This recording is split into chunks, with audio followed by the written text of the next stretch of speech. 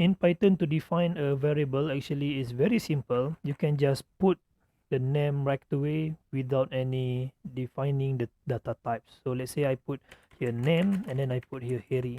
So this is a variable. The name is a variable. Without, you don't need to put this one a string, or you in PHP you need to put the dollar sign. No, don't need that. So in Python we just put the name and then put the value. So let's say the name is Harry, the age is 10, and then if is man is equal to true. Oops, sorry.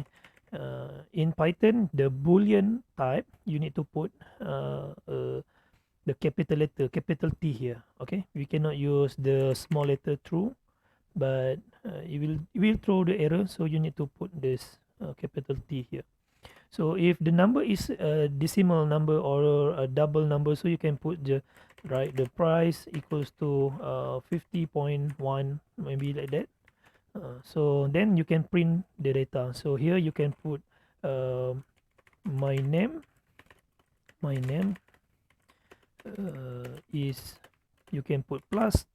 The symbol plus will add these two values, which is the my name is and the another string from the name. So if I run this one, then you can see my name is Harry.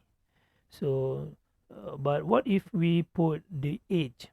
Because the age is a number, is integer. Okay, the name is string but the age is integer. So can we put it like this? Actually cannot. This one will throw the error. Why? Because the Python detects that if you put a plus, so that means you want to add the two integer here. So what we can do here? So actually in Python we can combine the string with, like, maybe using plus, and then here we can convert the integer into string. So from here we can see the number stand behind the Harry. Okay, so this is how we convert um, any values or data type into string if you want to print it out.